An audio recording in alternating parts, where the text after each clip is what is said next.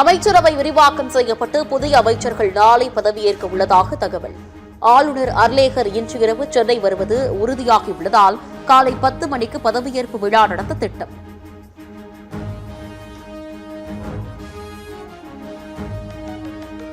தவேக அமைச்சரவையில் விசிக இடம்பெறுவது குறித்து ஆலோசித்து முடிவெடுப்போம் என திருமாவளவன் அறிவிப்பு.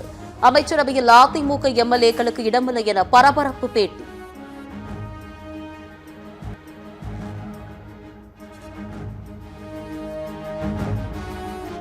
விசிகாவிலிருந்து வன்னி அரசுக்கு அமைச்சர் பதவி வழங்க திட்டம். தவேக சார்பில் உறுதியளிக்கப்பட்டதாக தகவல்.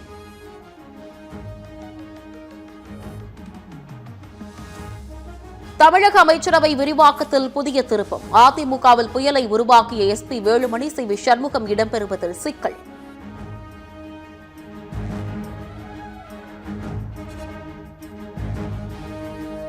மக்கள் தொகை கணக்கெடுப்புடன் சாதிவாரி கணக்கெடுப்பையும் சேர்த்து நடத்துவதற்கு எதிரான மனு தள்ளுபடி.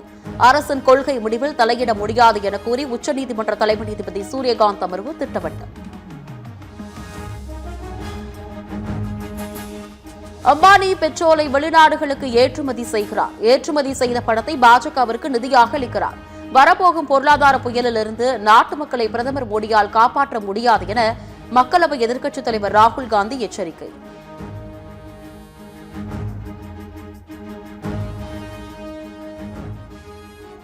ஊரக வளர்ச்சித் துறையில் டெண்டர் முறைகேடு புகாரில் தமிழக அரசு அதிரடி. சத்தியம் செய்தி எதிரொலியாக விசாரணை நடத்தப்பட்டு 2 அதிகாரிகள் சஸ்பெண்ட்.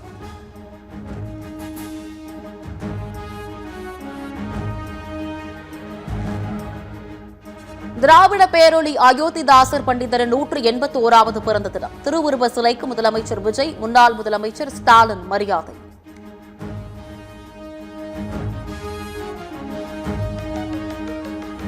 மருத்துவ மற்றும் ஊரக நலப்பணிகள் இயக்கத்திற்கு வாங்கப்பட்ட 40 புதிய வாகனங்களை தொடங்கி வைத்தார் முதலமைச்சர் விஜய். தலைமைச் செயலகத்தில் வாகனம் ஒன்றை இயக்கி பார்த்து முதலமைச்சர் சோதனை. திமுகவின் பயணம் ஒரு நாளும் போயாது. தமிழ்நாட்டு நலன் காக்க மேலும் உழைப்போம். கருணாநிதி பிறந்தநாளை முன்னிட்டு தொண்டர்களுக்கு திமுக தலைவர் மு க ஸ்டாலின் கடிதம். சி.வி. சண்முகம் அணியினர் அமைச்சர் பதவிக்காக தங்களை அணுகவில்லை என அமைச்சர் ஆதவ் அர்ஜுனா விளக்கம். பின்வாசல் வழியாக எடப்பாடி பழனிசாமி முதலமைச்சராக முயன்றார் என விமர்சனம். தலைமையிலான குழு அவரு வழி நடத்துறாரு. அவரு அடுத்த செயல் திட்டங்கள் என்னன்னு அவர் அனௌன்ஸ் பண்ணுவாரு. பின்புறல் வாசலாக முதலமைச்சர் ஆகணும் திரு இபிஎஸ் ஐயா அவர்கள் எல்லா திட்டங்களையும் கடைசி நிமிஷம் வரைக்கும் திட்டங்களை உருவாக்கினாரு. 78 அதிமுக மாவட்ட செயலாளர்களில் 75 பேர் எடப்பாடி பழனிசாமிக்கு ஆதரவு.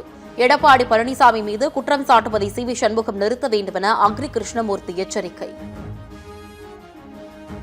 எடப்பாடியார் அவர்களை திரு சி.வி. சண்முகம் அவர்கள் தன் மீது ஏற்பட்ட தவறுகளை மறைப்பதற்காக இன்றைக்கு பொதுச் செயலாளர் மீது தவறான முறையில் பொய்களை கூறி குற்றச்சாட்டுகளை பதிவு செய்து கொண்டிருக்கிறார்.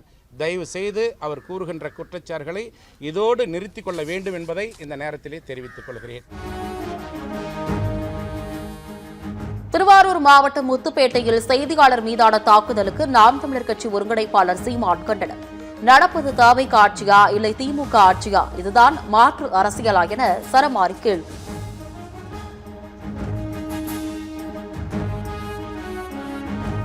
மாணவர்களுக்கான மதிப்பெண் சான்றிதழ் வரும் 22ஆம் தேதி முதல் வழங்கப்படும். ஜூலை 8ஆம் தேதி முதல் 15ஆம் தேதி வரை மறுதேர்வு நடைபெறும் என அமைச்சர் அறிவிப்பு.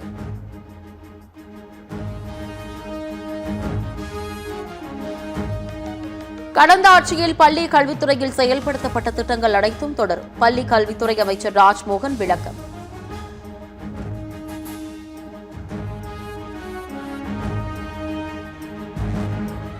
ஹிந்தி திணிப்புக்கும் பிரெஞ்சு மொழி நீக்கப்பட்டதற்கும் திமுக எம்எல்ஏ செந்தில்குமார் எதிர்ப்பு. புதுச்சேரி சட்டப்பேரவையில் பிரெஞ்சு மொழியில் பதவியேற்க அனுமதி மறுக்கப்பட்டதால் மலையாள மொழியில் உறுதிமொழி ஏற்பு.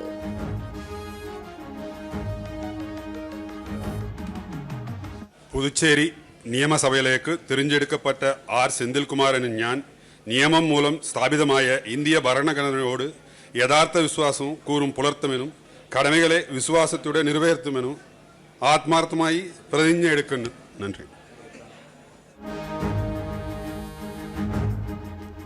புதுச்சேரி சட்டப்பேரவையில் விஜய் புகைப்படத்தை காட்டி பதவியேற்ற தாவேக எம்எல்ஏ ராமு. விஜய் என்ன கடவுளா?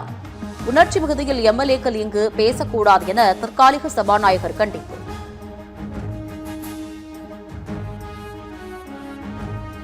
கடமைகளை நேர்மையுடன் நிறைவேற்றுவேன் என்றும் என்னுடைய கடவுள் மேல் ஆணையாக உறுதியளித்து கூறுகிறேன்.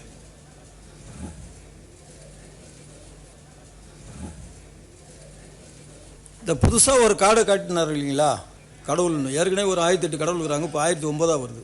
போதும். கீழ்வேலூர் அருகே டாஸ்மாக் கடைக்கு எதிராக மக்கள் அண்மையில் போராடியிருந்த நிலையில் தீ வைத்த மர்மநபர்கள். டாஸ்மாக் கடையில் தீ அணைக்கப்பட்டு மீண்டும் மது விற்பனை படுஜோர்.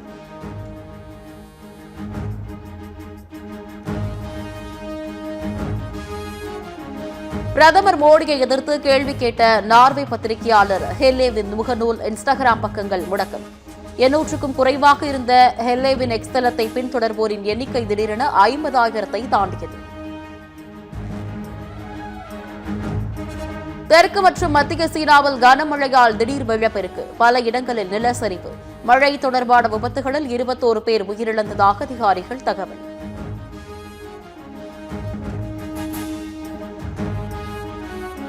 இத்தாலி பிரதமர் மெலோனிக்கு மெலோடி சாக்லேட்டை பரிசளித்த பிரதமர் மோடி. இருவரும் கலகலப்பாக சிரித்த வீடியோ இணையதளத்தில் viral. Prime Minister Modi brought us a gift, a very, very good toffee. Melody.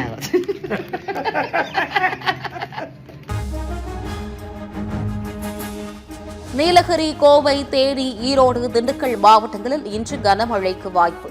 தமிழ்நாட்டில் 3 நாட்களுக்கு கனமழை நீடிக்கும் என வானிலை ஆய்வு மையம் தகவல்.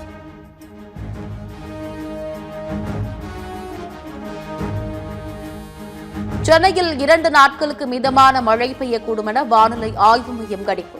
சென்னையில் 104 டிகிரி ஃபாரன்ஹீட் வரை வெயில் சுட்டரிக்கும் என எச்சரிக்கை.